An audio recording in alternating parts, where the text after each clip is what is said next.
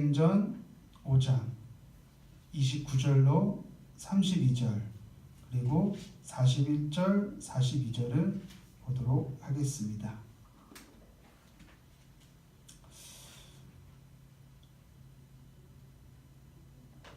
하나님 말씀을 봉독합니다.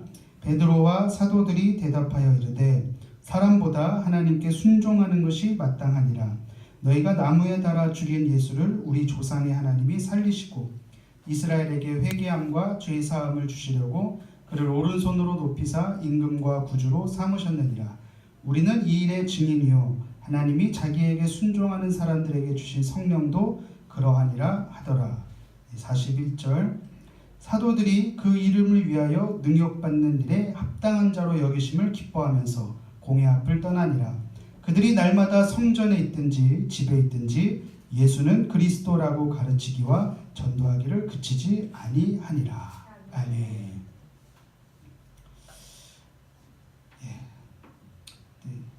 식사들 다 하셨습니까? 네. 저희는 버거킹에서 햄버거 먹고 있는데 저희 햄버거 무진장 좋아하거든요. 네, 그래서 사실은 오늘 이제 악보를 복사를 하려고 했는데 프린터가 갑자기 안 되는 거예요. 이상한 거예요.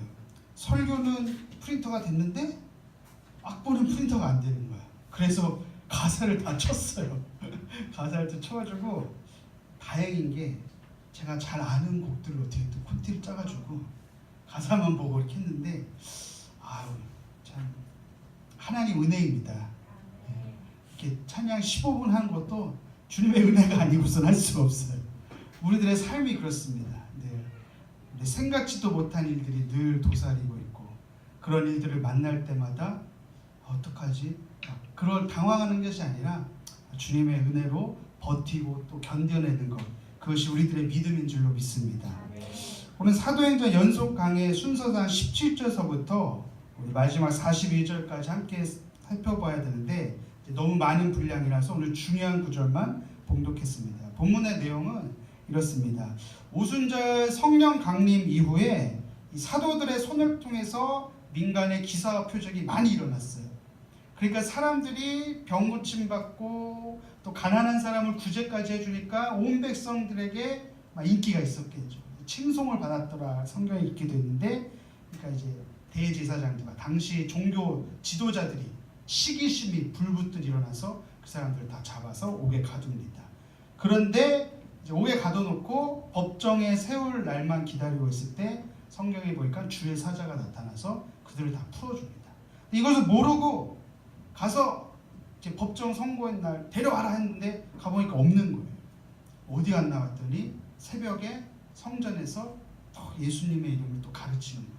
그 사람들 또 잡아다 놓고 왜 가르치지 그 이름을 부르지도 말고 가르치지도 말라고 했는데 왜 했냐? 그러니까 이제 베드로가 사람의 말보다 하나님께 순종하는 것이 마땅하다. 너희가 죽인 예수가 우리의 증인이다. 이렇게 강력하게 담대하게 복음을 선포하니까 이제 종교 지도자들이 어떻게 해야 되나? 백성들에게는 인기가 있으니까 함부로 못하니까 이제 율법 교사 가말리엘이 가만히 내둬라. 예전부터 저런 무브먼트, 저런 운동들은 사람이 시작했으면 얼마 못 가지만 하나님이 시작한 일이라면은 우리가 막지 못한다. 이렇게 가말리엘이 얘기를 하니까 사람들이 그런가 보다. 그래서 그들에게 채찍질을 가하고 풀어줍니다. 본문의 내용이 그거예요. 우리가 이 사건을 통해서 그 세 가지 정도만 좀 우리가 살펴봤으면 좋겠어요. 첫 번째 사실은 교회는 늘 핍박과 방해가 있었다는 것이에요. 교회는 늘 핍박과 방해가 있습니다. 우리가 이제 예배 소설을 우리가 계속 공부하면서 또 사도행전을 계속 보면서 우리 스스로가 움직이는 교회다라는 그런 중요한 얘기를 했었죠. 너희 안에 성령이 거하시는 성전인 걸 너희가 알지 못하느냐. 우리가 다 교회인데 그 교회는 역사 이래로 늘 핍박과 방해와 함께했다는 것이에요. 우리 본문 17절하고 18절 말씀을 다 같이 화면을 보시면서 읽어보겠습니다. 시작. 대제사장과 사두개인의 당파가 사두개인의 당파가 다 마음에 시기가 가득하여 일어나서 사도들을 잡아다가 옥에 가두었더니, 그러니까 아까 얘기한 대로 초대교회가 병든 사람들을 다 고쳐주고 가난한 사람들을 구제하고 많은 백성들의 칭찬을 들었지만 그럼에도 불구하고 시기하는 사람들이 있었다는 것이에요. 그래서 교회를 박해하기 시작합니다. 항상 우리가 이 교회 역사가 그것을 면밀히 증거하고 있는데요. 초대교회가 그랬고 로마 카톨릭에 저항한 종교개혁 운동이 그랬고 개화기 초기에 들어왔던 한국 개신교도 마찬가지였습니다. 지금도 오지에 나가시 아니면 굉장히 무슬림의 영향이 큰 그런 곳에 가면은 여전히 위협과 방해와 핍박이 존재합니다. 이처럼 복음이 증거되는 곳곳에서는 온 백성의 칭찬만 있는 것이 아니라는 사실을 우리가 알아야 한다는 것이에요. 늘 방해도 존재한다는 것이에요. 여러분들에게도 마찬가지예요. 저와 여러분들도 마찬가지예요. 우리가 주의 일을 하고 헌신하고 순종할 때, 옳은 일을 할 때 사람들의 칭찬을 들을 수도 있지만 동시에 악한 원수 마귀 사탄이 우리를 끊임없이 우는 사자와 같이 찾는다는 것이죠. 초대교회 사도들이 잘 기억하셔야 될 건 주님의 명령에 순종했는데 박해가 있었다는 것이에요. 많은 병자를 고쳐줬는데 사람들이 옥에 가뒀다는 것이에요. 기적이 일어났는데 표적과 기사가 일어나서 하나님의 살아계심을 사람들이 목격했음에도 불구하고 모든 일이 순조롭게 진행됐음에도 불구하고 옥에 갇힐 수도 있다라는 것이에요. 우리가 이제 신앙생활하면서 옳은 일을 하고 있다는 확신이 중요하잖아요. 내가 지금 옳은 일을 하고 있다. 내가 정말 순종의 길을 가고 있다. 내가 편안한 길이 아니라 좁은 문으로 가고 있다. 그럴 때 우리 마음속에 어떤 기대가 있냐면은 뭔가 빨리 이렇게 뭔가 순조롭게 응답이 그런 기대 심리가 우리에게 있어요. 그런데 그 기대심이 완전히 조각나고 부서지고 일이 잘못되고 누군가 나를 반대하고 복음을 전하지 못하게 순종하지 못하게 그런 일들이 벌어지면 우리가 낙심하기가 쉽습니다. 내가 뭐 잘못하고 있는 건 아닌가? 내가 주님 음성 잘못 들은 건 아닌가? 그럴 때 우리는 믿음으로 예수님의 이름으로 이런 생각들을 물리쳐야 할 줄로 믿습니다. 여러분 특별히 가족들에게나 친구들에게나 내 주변의 가까운 이웃들에게 그런 순종과 복음을 전할 때마다 방해가 극심할 수가 있다는 사실이에요. 위협이 따를 수도 있고 방해가 있을 수도 있다는 거예요. 심지어는 조롱을 받을 수도 있습니다. 그게 성경이 말하고 있는 팩트예요. 그럴 때 우리는 낙심하거나 내가 뭔가 잘못된 것인가 하나님 앞에 원망불평하기보다는 마태복음 5장 11절에서 12절 말씀을 꼭 기억하시기 바랍니다. 우리 화면을 보시면서 한번 읽어볼까요? 시작. 나로 말미암아 너희를 욕하고 박해하고 거짓으로 너희를 거슬러 모든 악한 말을 할 때에는 너희에게 복이 있나니 기뻐하고 즐거워하라. 하늘에서 너희의 상이 큼이라. 너희 전에 있던 선지자들도 이같이 박해하였느니라. 아멘. 그래서 우리는 이러한 방해와 위협에 부딪힐 때마다 반대 정신, 내가 잘하고 있구나 이렇게 생각해야 될 줄로 믿습니다. 옳은 길을 가는 자들에게는 반드시 이러한 방해가 있음을 자각하고 이러한 방해에도 불구하고 열심히 주의 길을 가야 할 줄로 믿습니다. 그래서 갈라디아서 6장 9절은 이렇게 말합니다. 우리가 선을 행하되 낙심하지 말지니 포기하지 아니면 때가 이름에 어떻게 된다? 거두리라. 할렐루야. 선한 일을 하고 계십니까? 옳은 길을 가고 계십니까? 남들은 다 편안하고 넓은 길을 찾을 때 정말 좁은 길을 가고 계십니까? 복음을 전하기 위해서 희생을 감내하고 계십니까? 더욱더 선을 행하되 낙심하지 마시기를 주님의 이름으로 축복합니다. 일이 잘 되고 안 풀릴수록 더욱 믿음을 붙잡으시기 바랍니다. 우리 사순절이가 내일 종려주일 다음 주가 고난주간인데 예수님도 하나님이신 그분도 고난 받으심으로 본을 보이셨다는 것이에요. 사도들도 초대교회 성도들도 옳은 일을 하다가 옥에 갇히기도 했습니다. 그러나 그들에게 하늘의 상이 가장 크다는 사실을 꼭 기억했으면 좋겠어요. 여러분 혹시나 정말 억울하고 조롱당하고 그렇게 그런 상황에 놓이신 분이 혹 계신다면 기뻐하고 즐거워할 수 있는 믿음의 분량이 되시기를 주님의 이름으로 축복하며 위로의 말씀을 전하고 싶습니다. 여러분 낙심하지 마세요. 우리 옆에 사람하고 낙심하지 맙시다. 때가 이름에 거두리라. 할렐루야. 우리가 선을 속해서 할 때 때가 이름에 거두리라. 이 말씀이 꼭 저와 여러분들에게 소망이 되시기를 주님의 이름으로 축복합니다. 두 번째, 순종할 때 성령이 역사한다는 사실이에요. 순종할 때 성령이 역사한다. 우리 본문 29절에서 베드로는 다음과 같이 말합니다. 베드로와 사도들이 대답하여 이르되 사람보다 하나님께 순종하는 것이 마땅하니라. 이 산헤드린의 공회, 이 산헤드린 공회는 사실상의 지금의 사법기관이나 마찬가지예요. 이 법정에 서는 그런 위협과 협박 앞에서도 그들은 분명하게 사람의 말보다 하나님의 말씀에 순종하는 것이 옳다라고 담대하게 선포하고 있습니다. 그리고 중요한 것은 본문 32절, 우리 32절을 다 같이 한 목소리로 읽어보겠습니다. 시작. 우리는 이 일의 증인이요 하나님이 자기에게 순종하는 사람들에게 주신 성령도 그러하니라 하더라. 여러분, 이 말씀에서 우리는 무엇을 알 수 있습니까? 하나님이 자기에게 순종하는 사람들에게 성령을 더 주신다는 거예요. 할렐루야. 성령 충만은 순종을 통해서 이루어진다는 것이에요. 순종을 통해서 우리에게 임한다는 것이에요. 우리를 보호해 주시고 인도해 주시고 가르쳐 주시는 성령님은 우리의 순종을 통해서 더욱 충만하게 깊숙이 역사하실 수 있습니다. 구원받는 건 사실은 믿음으로 말미암아 하나님의 전적인 은혜로 구원받는 것이지만 성령 충만, 어떤 축복, 하나님의 복을 누리는 것, 그것은 우리들의 순종, 절대 순종, 절대 의존을 우리가 할 때 하나님께서 우리에게 성령을 부어주신다는 것입니다. 사실 어떻게 보면은 가장 큰 기적은 우리의 순종입니다. 왜냐하면 내가 나를 너무 잘 알잖아요. 우리의 본성은 늘 하나님의 뜻하고는 반대로 가려고 하죠. 더 게으르고 싶고 더 편안하고 싶고 그럴 때마다 내 자신이 순종의 길을 가는 것이야말로 진짜 큰 기적 아니겠습니까? 예.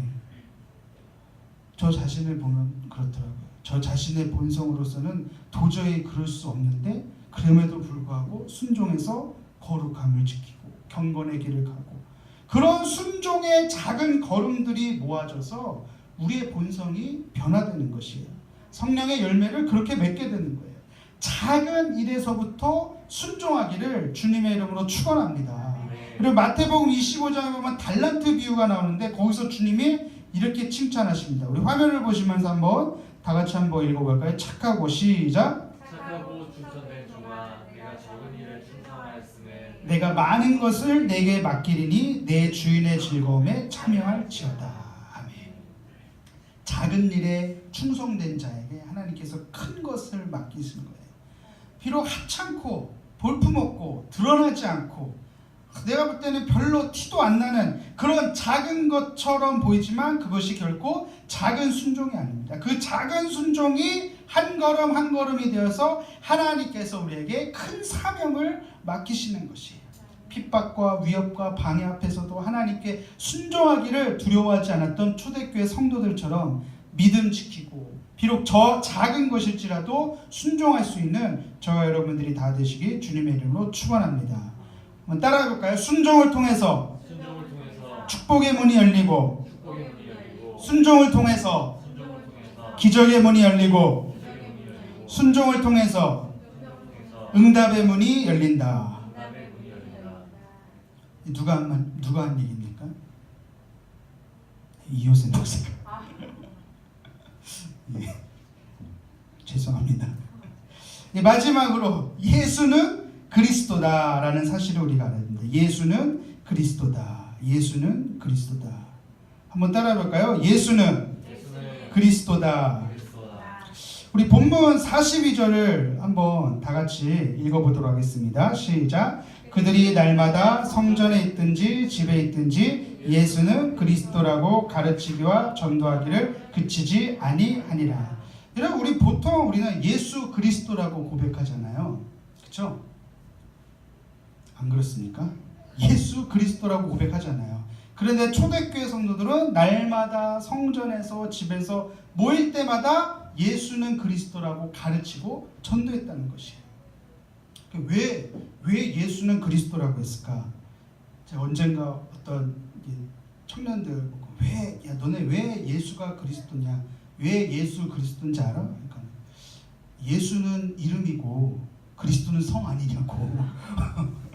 그래서 그거 아니라고 기도 많이 해야 되겠다 니네 뭐 그런 적이 있었는데, 이 예수는 구원자라는 뜻이죠. 예수와 호세아, 여호수아 다 똑같은 얘기인데 구원자라는 뜻을 풀어서 얘기하면 자기 백성, 자기 죄에서 구원할 자, 자기 백성을 그들의 죄에서 구원할 자라고 하는 것이 예수라는 뜻인데, 이 그리스도라고 하는 말의 뜻은 기름 부음 받은 자 이런 뜻이에요. 기름 부음 받은 자. 그러니까 예수는 구원자고 그리스도는 기름 부음 받은 자라는 뜻이라는 것이죠. 그런데 기름 부음 받은 자는 구약에서는 세 가지 직분을 얘기합니다. 구약에서는 왕, 선지자, 제사장, 이 세 가지 직분에서 기름 부음 받은 자를 사용합니다. 특별히 그리스도는 헬라어로 크라이토스라는 말에서 나는데 왕이라는 의미가 더 강해요. 왕, 다스리는 왕. 그러니까 초대교회는 예수는 그리스도라고 가르쳤다. 이 얘기는 뭐냐면은 예수님이 우리들의 왕이야. 예수님이 우리들을 다스리시는 분이야. 예수님이 이 역사, 이 세상을 통치하시는 분이야 라는 뜻이라는 것이죠. 이해가 되시면 아멘 할까요? 그러니까 초대교회는 예수님을 구원자로만 믿는 것이 아니라 그리스도, 즉 다스리시고 통치하시는 왕으로서 믿었고 가르쳤고 선포했다는 것이에요. 할렐루야. 우리가 이게 지금 그리스도 왕, 이게 우리 뭐 찬양도 왕의 왕, 주의 주, 뭐 찬양도 많기 때문에 자연스러운 것이지만 그 당시 특별히 신약 성경이 기록된 초대교회 당시는 로마 황제가 최고였어요. 로마 황제의 숭배 사상이 만연했던 것이에요. 그러니까 제국을 다스리고 제국을 통치하는 사상이 바로 로마 황제 숭배 사상이었어요. 그 제국의 중심부에 들어가기 위해서는 황제를 섬기는 그 체제에 순복해야만 했습니다. 그런데 초대교회 성도들은 그것을 단호히 거부한 것이죠. 우리는 황제를 믿는 것이 아니라 로마를 믿는 것이 아니라 예수 그리스도를 믿는다. 즉 제국의 체제와 문화를 거부하고 나의 구원자 되시는 예수님, 나의 구원자뿐만 아니라 나의 왕, 나의 주인으로 믿는 신앙 고백을 드렸다는 것이에요. 어떻게 보면 오늘날 우리에게 중요한 메시지를 주고 있습니다. 세상이 동성애에 대해서, 낙태에 대해서 어떤 가치와 윤리적 잣대를 제시할 때 과연 예수님을 왕으로 모시고 주인으로 모시는 저와 여러분들, 그리스도인들은 어떻게 이것을 봐야 할까요? 예수님을 나의 구원자로 뿐만 아니라 나의 왕으로서 믿는 저와 여러분들이 되시기를 주님의 이름으로 부탁드립니다. 우리의 신앙도 마찬가지예요. 예수님을 어떤 사람은 구원자로만 믿는 거예요. 구원자로. 무슨 얘기예요? 내 죄의 문제를 해결해 주시기 위해서 끊임없이 서비스하는 예수님으로만 믿어요. 자기 삶의 왕, 자기 삶의 주인은 여전히 자기야. 여전히 나는 나의 본성대로 살아. 그런데 주일날만 나와서 저 양심의 가책을 있으니까 예수님 용서해 주세요. 꼭 목욕탕에서 때밀듯이 그렇게 탁 때밀고 나면 또 자기 본성대로 살아. 자기 뜻대로. 그리고 또 주일날 나와서 또 예수님 용서해 주세요. 끊임없이 예수님을 서비스하게 만들어요. 또 심지어는 자기가 힘들 때만, 문제 있을 때만 구원자 되시는 예수님께만 찾는 그런 반쪽짜리 복음을 믿는, 뭐 일명 썬데이 크리스천이라고도 할 수도 있겠죠. 이 반쪽짜리 복음이라는 것이에요. 문제는 교회가 이런 신앙생활을 더 부추길 수도 있다는 것이에요.